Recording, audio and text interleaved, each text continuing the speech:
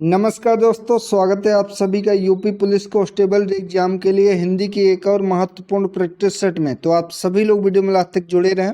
चलिए आज की वीडियो शुरू करते हैं। पहला प्रश्न है, भारतीय संविधान के किस अनुच्छेद में हिंदी भाषा के विकास के लिए निर्देश दिए गए हैं? अनुच्छेद 343, अनुच्छेद 344, अनुच्छेद 351, अनुच्छेद 348। तो भारतीय संविधान के अनुच्छेद 351 के तहत हिंदी भाषा के विकास के लिए निर्देश दिए गए हैं। Right option option number C इसका हो जाएगा।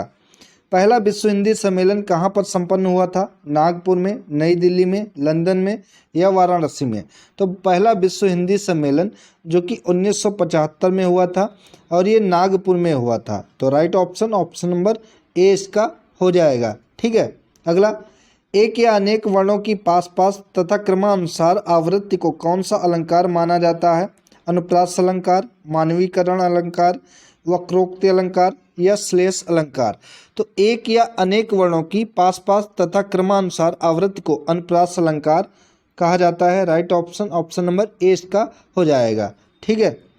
इनमें से कौन सी भाषा भारतीय संविधान की 8वीं अनुसूची में शामिल नहीं है? तो इनमें से राजस्थानी भाषा जो कि भारतीय संविधान की 8वीं अनुसूची में शामिल नहीं है, उर्दू, तमिल, नेपाली ये सभी भाषाएं शामिल हैं।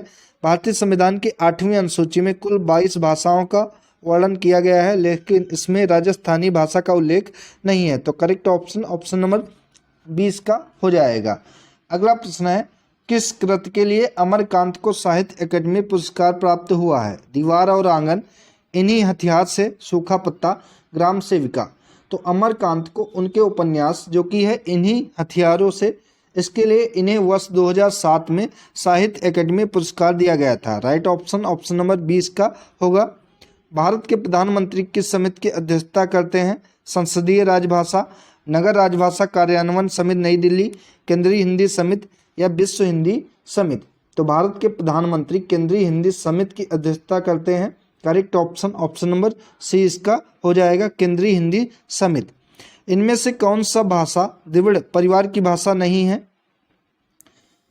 तो इनमें से कन्नड़, मलयालम और कुई ये सभी भाषाएं जो कि द्रविड़ भाषा परिवार की भाषा हैं, लेकिन खासी इसकी सदस्य नहीं है द्रविड़ भाषा परिवार की। Right option option number D इसका हो जाएगा। ठीक है। खासी अगर पूछे तो खासी जो कि मास्टो एशियाई भाषा परिवार की है। अनुभव के आकाश में चांद काव्य कृत के लिए लीलाधर जगूड़ी को कौन सा पुरस्कार प्राप्त हुआ है? व्यास सम्मान, ज्ञानपीठ पुरस्कार, मूर्ति देवी पुरस्कार या साहित्य अकादमी पुरस्कार? तो लीलाधर जगूड़ी को उनके कविता संग्रह जिसका नाम है अनुभव के आकाश में चांद, इसके लिए इन्हें साहित्य अकादमी पुरस्कार प्रदान किया गया था। ठीक है। तो right option option number D इसका हो जाएगा, साहित्य अकादमी पुरस्कार। और वर्ष 2022 का साहित्य अकादमी पुरस्कार किसको दिया गया है? तो ध्यान रखेंगे, बद्री नारायण को दिया गया है। ठीक है। किसके लिए दिया गया है? तो तुमड़ी के लिए दिया गया है, ये ध्यान रखेंगे। इनमें से कौन सा शब्द अगुआ का पर्यायवाची शब्द नहीं है? तो सरदार, अग्रणी और मुखिया ये तीनों जो कि अगुआ के पर्यायवाची शब्द हैं, लेकिन धनाढ़ इसका पर्यायवाची शब्द नहीं है। तो right option option number D इसका हो जाएगा। ठीक है। अगला प्रश्न है, मैं अपने आप वस्त्र साफ कर लेता हूँ, इस वाक्य में कौन सा सर्वनाम है? निश्चयवाचक है, पुरुषवाचक है, निजवाचक है या फिर अनिश्चयवाचक सर्वनाम है? तो यहाँ पर अपने आप यानी कि स्वयं की बात की जा रही है। तो जब कहीं स्वयं की बात की जाती है वहाँ पर निजवाचक सर्वनाम होता है। Right option option number C इसका हो जाएगा। इनमें से किस कवि ने लक्षण ग्रंथ नहीं लिखा है? केशव, बिहारी, देव, भूषण? तो इनमें से लक्षण ग्रंथ जो कि बिहारी ने नहीं लिखा है। करेक्ट ऑप्शन ऑप्शन नंबर 20 का हो जाएगा।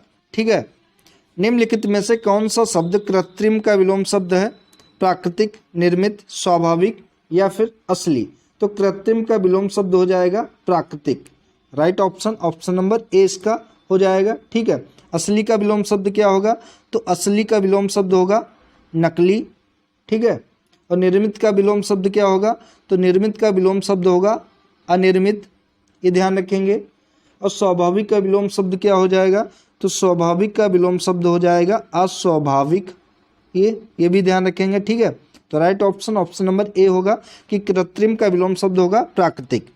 निम्न में से कौन सा तत्सम शब्द नहीं है? तत्सम शब्द वे शब्द होते हैं जो कि संस्कृत के समान होते हैं।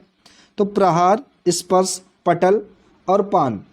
तो इनमें से प्रहार, स्पर्श एवं पटल जो कि तत्सम शब्द हैं, लेकिन पान तद्भव शब्द है। तो right option option number D इसका हो जाएगा, ये तत्सम नहीं है। श्री कामता प्रसाद गुरु के अनुसार विराम चिन्हों को किस भाषा से लिया हुआ माना जाता है? अरबी से, अंग्रेजी से, फ्रेंच से या फिर चीनी से? तो श्री कामता प्रसाद गुरु के अनुसार हिंदी भाषा में विराम चिन्हों को जो कि अंग्रेजी भाषा से लिया हुआ माना जाता है। Correct option option number B इसका हो जाएगा। पूर्ण विराम किस तरीके से होता है? तो पूर्ण विराम ये होता है, प्रश्नवाचक चिन्ह ये होता है, विस्मयादिबोधक चिन्ह ये होता है, अल्प विराम ये होता है, अर्ध विराम ये होता है। ये ध्यान रखेंगे चिन्ह, ठीक है। तो राइट ऑप्शन बी होगा। कामायनी के रचनाकार कौन है? बहुत ही फेमस रचना है, कई बार एग्जाम में देखने को मिल रही है। जयशंकर प्रसाद, सुमित्रानंदन पंत, सूर्यकांत त्रिपाठी निराला, महादेवी वर्मा। तो कामायनी की रचना जयशंकर प्रसाद जी ने की है। Right option option number A इसका हो जाएगा, ठीक है। इनकी अन्य रचनाएं जिनमें अजात शत्रु है, इनकी फेमस रचना है अजात शत्रु। स्कंद गुप्त इनकी फेमस रचना है, स्कंद गुप्त, ये ध्यान रखेंगे। गोदान किसका उपन्यास है? यशपाल, प्रेमचंद, भीष्म साहनी, अमरकांत। तो गोदान जो कि मुंशी प्रेमचंद का उपन्यास है। Right option option number B इसका हो जाएगा। यहाँ से एक और क्वेश्चन मुंशी प्रेमचंद जी से पूछा जाता है कि इनका मूल नाम क्या था मुंशी प्रेमचंद जी का? तो ध्यान रखेंगे धनपत राय जो कि मुंशी प्रेमचंद जी का मूल नाम था, ये भी ध्यान रखेंगे, पूछा जाता है एग्जाम में। गौरव का विलोम शब्द क्या होगा? शर्म, लाघव, हेयत या फिर हीनता। तो गौरव का विलोम शब्द हो जाएगा लाघव। Correct option option number B यहाँ पर हो जाएगा। और शर्म का विलोम शब्द क्या होगा? तो शर्म का विलोम शब्द हो जाएगा बेशर्म, ठीक है। और हीनता का विलोम शब्द होगा बड़प्पन। हीनता का विलोम शब्द क्या हो जाएगा? तो बड़प्पन। राइट ऑप्शन बी है। शेखर एक जीवनी उपन्यास के लेखक कौन है? रांगेय राघव, अज्ञेय, यशपाल, भीष्म साहनी। तो शेखर एक जीवनी इसके उपन्यास के लेखक जो कि अज्ञेय हैं। Correct option option number B यहाँ पर हो जाएगा। यामा के रचयिता कौन है? अमृता प्रीतम, सुभद्रा कुमारी चौहान, महादेवी वर्मा या फिर मनु भंडारी। तो यामा की रचयिता जो कि महादेवी वर्मा है। Correct option option number C यहाँ पर हो जाएगा। अगला प्रश्न है मलिक मोहम्मद जायसी कृत पद्मावत किस भाषा में है? तो पद्मावत की रचना किसने की है? मलिक मोहम्मद जायसी ने। ये भी बहुत पूछा जाता है। तो ये किस भाषा में है? ब्रजभाषा, डिंगल, खड़ी बोली या फिर अवधी। तो मलिक मोहम्मद जायसी द्वारा रचित पद्मावत जो कि अवधी भाषा में है, ठीक है। करेक्ट ऑप्शन हो जाएगा ऑप्शन नंबर डी, अवधी भाषा में है। और इसमें कितने खंड हैं? तो इसमें कुल 33 खंड हैं, ये भी ध्यान रखेंगे। कभी नाव पर गाड़ी, कभी गाड़ी पर नाव, इस मुहावरे का सही अर्थ क्या हो जाएगा? गाड़ी अलग चल रही है और नाव अलग। कभी छोटा महत्वपूर्ण हो जाता है, कभी बड़ा, ये भी नहीं होगा। जीवन में उतार चढ़ाव आते रहते हैं। तो right option option number C हो जाएगा कि कभी नाव पर गाड़ी, कभी गाड़ी पर नाव, यानी कि जीवन में उतार चढ़ाव आते रहते हैं, इसका अर्थ होगा। Right option option number C यहाँ पर हो जाएगा। किस तिथि को भारत के संविधान में हिंदी को भारत की राजभाषा की मान्यता प्रदान की गई है? तो हिंदी को भारत की राजभाषा की मान्यता जो कि 14 सितंबर 1949 को प्रदान की गई है। Right option option number A इसका हो जाएगा। इसलिए 14 सितंबर को हिंदी दिवस के रूप में मनाया जाता है, ठीक है। हिंदी दिवस के रूप में 14 सितंबर को मनाया जाता है, ये ध्यान रखेंगे। अगला प्रश्न है शायद आज आप ज़्यादा खाना खाए हैं, इस वाक्य में ज़्यादा किस प्रकार का विशेषण है? संख्यावाचक है, परिमाणवाचक है, गुणवाचक है या फिर सार्वनामिक है? तो यहाँ पर ज़्यादा यानी कि मात्रा की बात हो रही है। तो जब कहीं मात्रा की बात होती है वहाँ पर परिमाणवाचक विशेषण होता है। Right option option number B हो जाएगा। एक कहानी यह भी आत्मकथा के रचनाकार कौन है? मनु भंडारी, मृदुला गर्ग, कृष्णा सोपती, महादेवी वर्मा। तो एक कहानी यह भी जो कि आत्मकथा है, इसकी लेखिका मनु भंडारी हैं। Right option option number A इसका हो जाएगा, मनु भंडारी, ठीक है। अगला प्रश्न है फलित शब्द में कौन सा प्रत्यय है? लित, ता, इत या फिर फल। तो फल तो प्रत्यय नहीं होगा क्योंकि बाद में जुड़ता है। तो इसमें इत प्रत्यय है या फिर ता प्रत्यय है या लित प्रत्यय है। तो फलित में इत प्रत्यय है। Correct option option number C इसका हो जाएगा, ठीक है। इसका अगर संविच्छेद करेंगे तो होगा फल प्लस इत, यानी कि मूल शब्द इसमें फल है और इत प्रत्यय जुड़ा है तो हो गया है फलित शब्द। अगला प्रश्न है, पंजाबी भाषा का उद्भव किस अपभ्रंश से माना जाता है? पैसाची, सोसैनी, अर्धमागधी या फिर ब्राचड़। तो पंजाबी भाषा की उत्पत्ति जो कि पैसाची अपभ्रंश से मानी जाती है। Right option option number A यहाँ पर हो जाएगा। वीर रस का स्थायी भाव क्या होता है? तो स्थायी भाव आप लोग सभी रसों के 9 रस हैं, तो 9 रसों के स्थायी भाव आप लोग ध्यान जरूर कर लें। तो वीर रस का स्थायी भाव क्या होता है? तो करेक्ट ऑप्शन हो जाएगा उत्साह, जो कि वीर रस का स्थायी भाव होता है। करेक्ट ऑप्शन ए है यहाँ पर। श्रृंगार रस का स्थायी भाव क्या होता है? तो श्रृंगार रस जो कि 2 प्रकार का होता है, एक होता है संयोग श्रृंगार और एक होता है वियोग श्रृंगार। ठीक है, इसे रसों का राजा भी श्रृंगार रस को कहा जाता है और इसका स्थायी भाव जो कि रति होता है। और हास्य रस का स्थायी भाव, तो हास्य रस का स्थायी भाव जो कि हास्य होता है। और रौद्र रस का स्थायी भाव, तो रौद्र रस का स्थायी भाव होता है क्रोध। ये आप लोग ध्यान रखेंगे। ठीक है, वीर रस का उत्साह होता है, रति श्रृंगार रस का होता है और हास्य का हास्य होता है और रौद्र का क्रोध होता है। ये ध्यान रखेंगे। सही वर्तनी वाला शब्द कौन सा है? अध्यापन, अध्यापन, अध्यापन या फिर अध्यापन।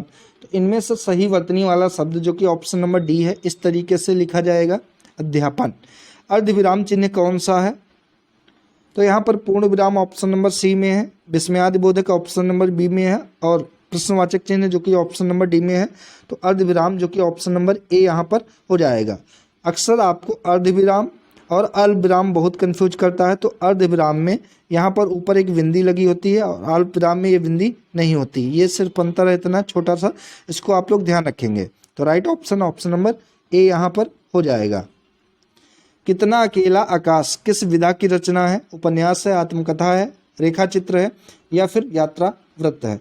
तो कितना अकेला आकाश जो कि यात्रा वृत्त विधा की रचना है और इसके लेखक कौन है? तो इसके लेखक हैं नरेश मेहता। ठीक है, और ये यात्रा वृत्त है। करेक्ट ऑप्शन डी यहाँ पर हो जाएगा। जिससे कभी बुढ़ापा न आए, इस वाक्यांश के लिए सही शब्द कौन सा होगा? अमर, जीवट, यौवन या फिर अजर। तो जिससे कभी बुढ़ापा ना आए, इसके लिए एक शब्द हो जाएगा अजर। Right option option number D यहाँ पर हो जाएगा। और जिसकी कभी मृत्यु ना हो, उसके लिए एक शब्द हो जाएगा अमर। जिसकी कभी मृत्यु ना हो, उसके लिए एक शब्द होगा अमर। नारियल का तत्सम शब्द कौन सा होगा?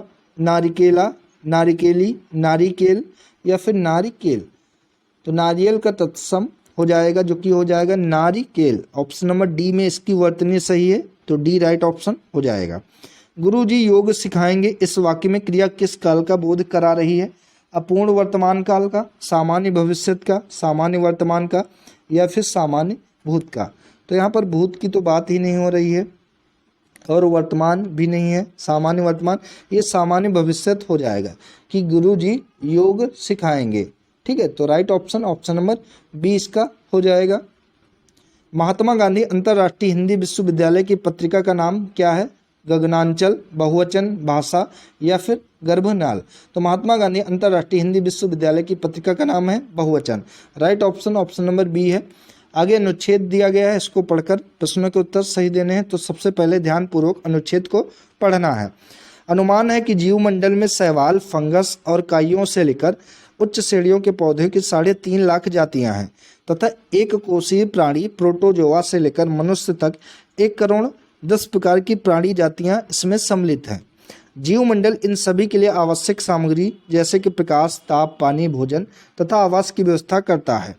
जीवमंडल में अनेक प्रकार के जैविक और भौतिक घटकों का संतुलन बहुत पहले से ही क्रियाशील रहा है। जीवन की इस निरंतरता के मूल में अन्य संबंधों का एक संगठित तंत्र काम करता है। वायु, जल, मनुष्य, जीव जंतु, वनस्पति एवं प्लावक, मिट्टी और जीवाणु, ये सब जीवन धारण प्रणाली में अदृश्य रूप से एक दूसरे से गुथे हुए हैं। यह व्यवस्था पर्यावरण कहलाती है। सौर ऊर्जा जीवन मंडल को बनाए रखती है और जीवन मंडल को मिलने वाली कुल ऊर्जा का 99.88% भाग इसी से प्राप्त होता है। सूर्य सतत रूप से सौर ताप के रूप में अपनी ऊर्जा को उड़ेलता रहता है। जीवमंडल में सर्वाधिक महत्वपूर्ण प्रकाश रासायनिक क्रियाकलाप पौधे में होने वाला प्रकाश संश्लेषण है। प्रकाश संश्लेषण जो कि एक जटिल प्रक्रिया है। अब इससे संबंधित प्रश्नों के उत्तर देने हैं। तो उक्त अनुच्छेद के अनुसार इनमें से कौन सा कथन सही नहीं है? तो नहीं है पूछा है यहाँ पर। तो जीव मंडल में अनेक प्रकार के जैविक और भौतिक घटकों का संतुलन बहुत पहले से क्रियाशील रहा है, ये सही है। सौर मंडल जीवन मंडल को बनाए रखती है और जीव मंडल को मिलने वाली कुल ऊर्जा का 99.88% ये भी बात कही गई है। जीव मंडल में शैवाल, फंगस और इकाइयों से लेकर उच्च श्रेणियों के पौधों के 30.5 लाख जातियां हैं। तो यहाँ पर ये गलत हो जाएगा क्योंकि 30.5 लाख नहीं 3.5 लाख की बात हुई है, 3 लाख की, 30 लाख की नहीं। तो राइट ऑप्शन सी यहाँ पर हो जाएगा। बाकी डी वाला भी सही है। अगला प्रश्न है, जीवन धारण प्रणाली में अदृश्य रूप से एक दूसरे से कौन कौन गुथे हुए हैं? तो ये वायु, जल, मनुष्य, जीव जंतु, वनस्पति एवं प्लावक, मिट्टी और जीवाणु, ये सब अदृश्य प्रणाली में एक दूसरे से गुथे हुए हैं। राइट ऑप्शन डी यहाँ पर हो जाएगा। वायु, जल, मनुष्य, जीव जंतु, वनस्पति एवं प्लावक, मिट्टी और जीवाणु, ये सब जीवन धारण प्रणाली में अदृश्य रूप से एक दूसरे से गुथे हुए हैं। इस व्यवस्था को क्या कहा जाता है? पर्यावरण, जीवमंडल, प्रकाश संश्लेषण या फिर रासायनिक क्रियाकलाप। तो इसको पर्यावरण कहा जाता है। करेक्ट ऑप्शन बी यहाँ पर हो जाएगा। तो साथियों, ये था आज का हिंदी का महत्वपूर्ण प्रैक्टिस सेट। वीडियो अगर आप सभी को अच्छी लगी हो तो वीडियो को लाइक करें, शेयर करें और चैनल को सब्सक्राइब करें। धन्यवाद दोस्तों।